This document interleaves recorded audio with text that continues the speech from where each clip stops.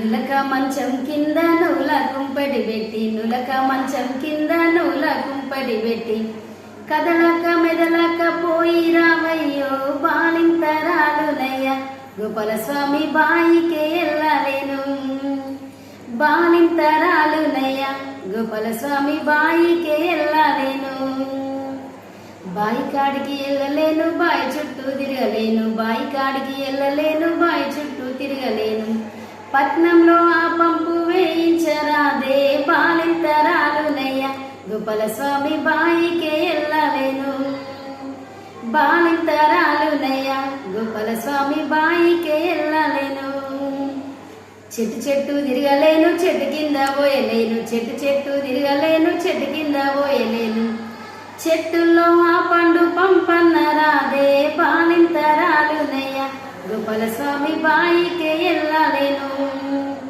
బాలింతరాలునయ్య గోపాల స్వామి బాయికే వెళ్ళలేను గుట్ట గుట్ట తిరగలేను గుట్ట కింద వేయలేను గుట్ట గుట్ట తిరగలేను గుట్ట కింద వేయలేను గుట్టల్లో ఆ కట్టె పంపన్న రాదే బాలింతరాలునయ్య గోపాల స్వామి బాయికే వెళ్ళలేను బాలింతరాలునయ్య గోపాల స్వామి బాయికే వెళ్ళలేను కందిపప్పు కడుపు నొప్పి పెసరపప్పు పేయి నొప్పి కందిపప్పు కడుపు నొప్పి పెసరపప్పు పేయి నొప్పి పట్నంలో ఆ పప్పు పంపన్న రాదే బాలింతరాలునయ్య గోపాల స్వామి బాయికే వెళ్ళలేను బాలింతరాలునయ్య గోపాల స్వామి బాయికే వెళ్ళలేను నులక మంచం కింద నూల కుంపడి పెట్టి నులక మంచం కింద నూల కుంపడి పెట్టి కదలాక మెదలాక వెళ్ళి రావయ్యో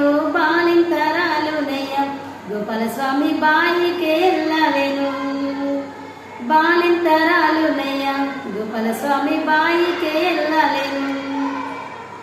ఈ పాట యొక్క అర్థం ఏమిటంటే, ముందు జానపద సాహిత్యాన్ని అర్థం చేసుకోవాలి అంటే సున్నితమైనటువంటి భావం కలిగి ఉండాలి, సున్నితమైన హృదయం కలిగి ఉండాలి.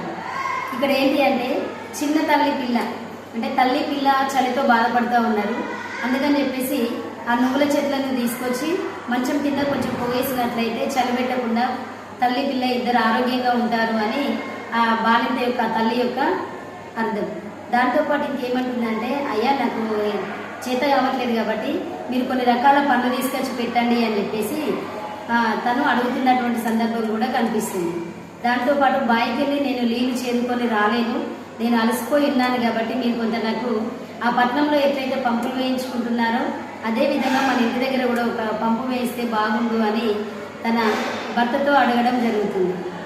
దాంతోపాటు ఇంకేంటి అని అంటే, కందిపప్పు తింటే కడుపు నొప్పి వస్తుంది, పెసరపప్పు ఏమో ఒళ్ళంతా నొప్పి వస్తుంది.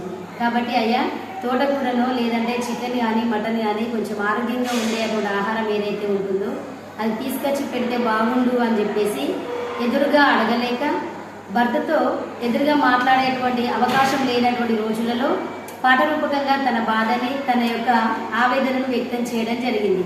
ఇది పాట యొక్క అర్థం. Thank you.